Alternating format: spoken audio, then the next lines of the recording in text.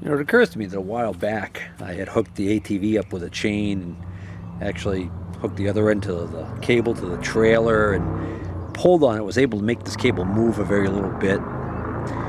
And since the worst thing that can happen is if I screw up, I might end up snapping the cable or damaging it beyond repair, which puts me back in the position of having to buy a brand new cable, which is where I am now.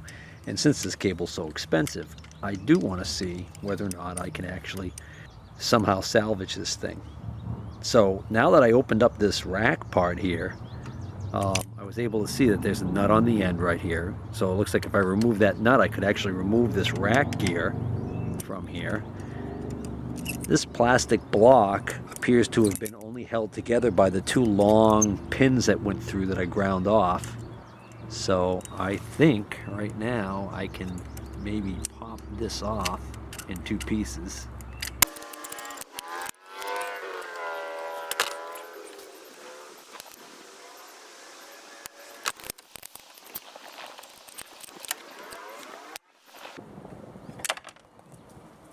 Oops.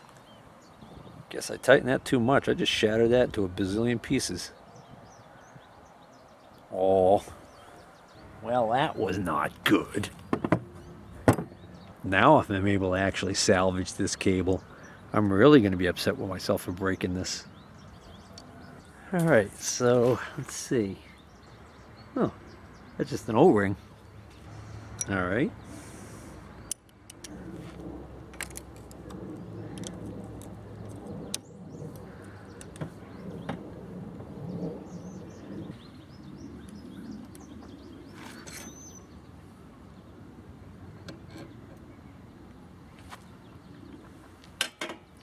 What I'm wondering is if I get this sleeve off, could the whole cable literally be pulled out completely out of the sheave and then cleaned and inspected and reinstalled? Yeah, that probably sounds a little crazy, but this little piece right here actually has a couple of flats on it.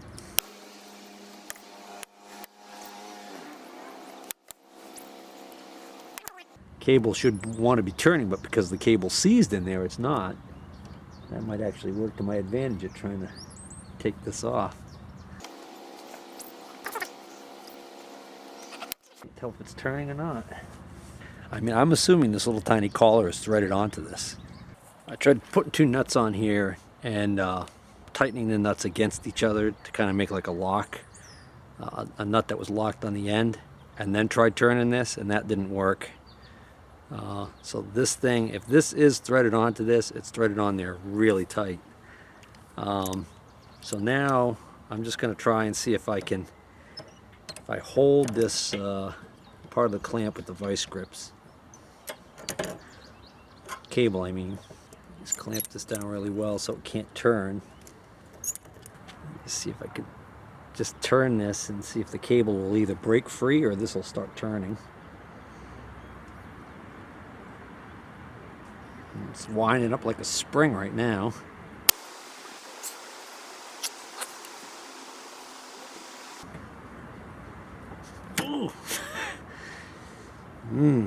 Nope, that ain't working. All right, try something else.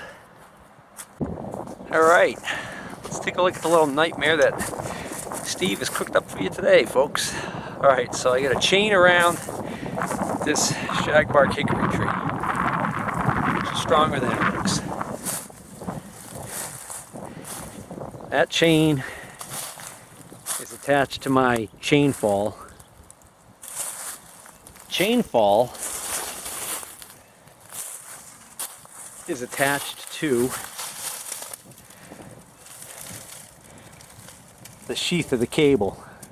So this outer part of the cable is what this is going to be pulling on. And the other end of the cable is attached to an immovable object within reason. This is the old multi-hoe backhoe frame, which weighs a ton.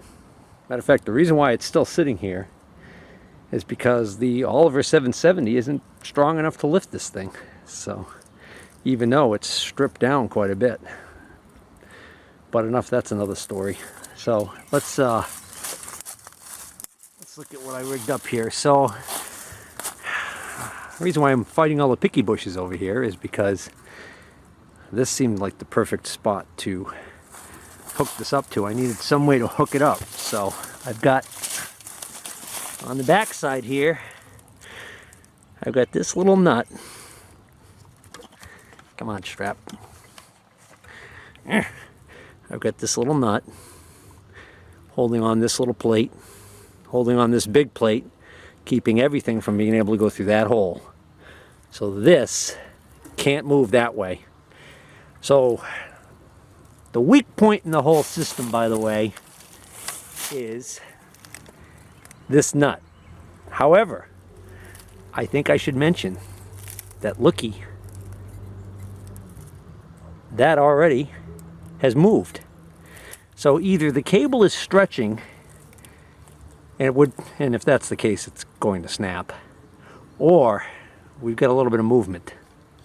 So over here, we've got basically, that's the back side of this part right here, right? So if the distance from here to here shortens, then we'll know that that cable is going into the sheath and it's actually working.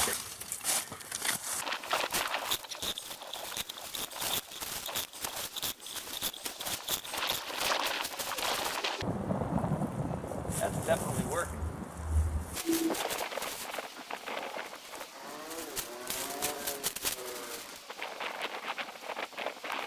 Well, the big question in my mind is, why isn't that just breaking free and getting like real easy all of a sudden?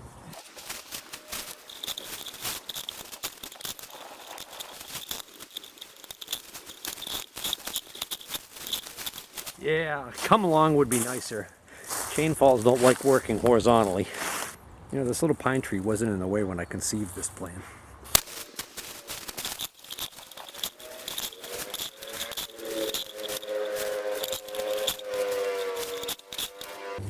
That's it.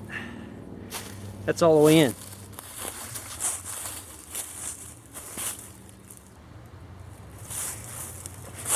Now let's get some PB Blaster.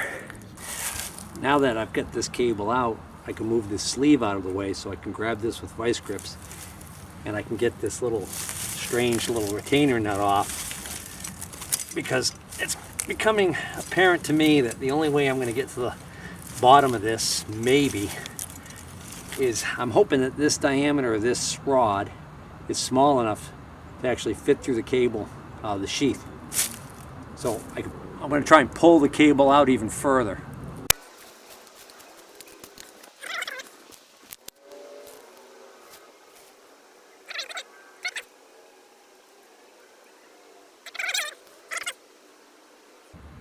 I think I might have had so much clamping force on this little nut, this weird little nut thing, that I actually was crushing on the threads when I was undoing this. Boy, I'm really hacking this one up.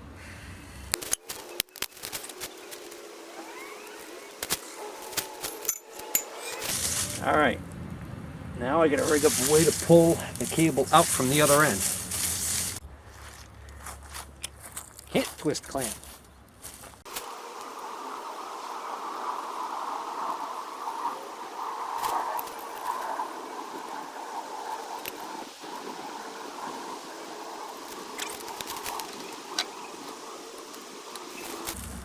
Notice I did not say this will work.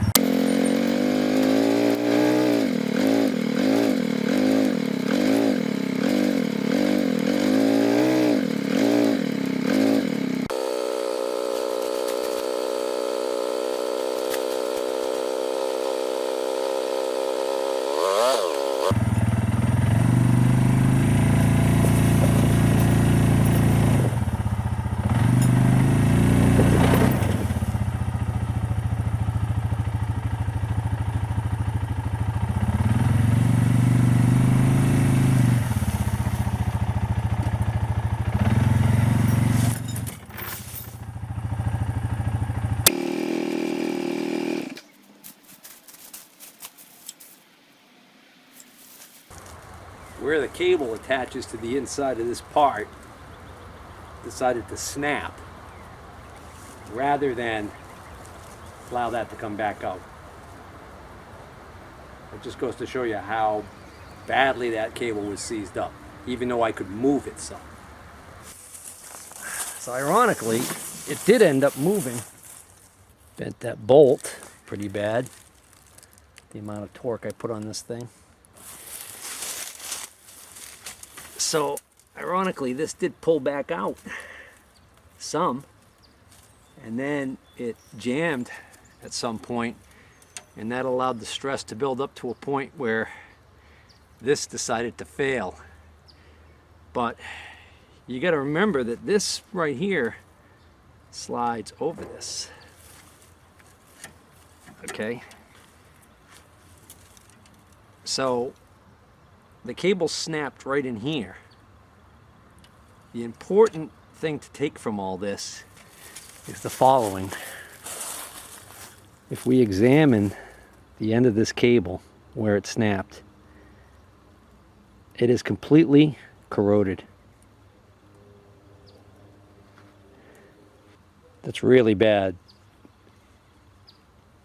So I am somewhat vindicated because it's not like, oh geez, I should have gone easier, maybe I could have pulled it out. The reality is, if I had even gotten this to come all the way out, chances are what I would see is I would see all the cable inside here down this end, which is the stern end of the boat, which is where these cables fail because the water gets in there. Up underneath the helm end, where the rack is, that's well protected from the weather, so it makes sense that this would be the end that took the brunt of the damage. So now I can put the matter to rest and know that I have no choice but to buy the $170 some odd Morse Teleflex cable to replace this thing.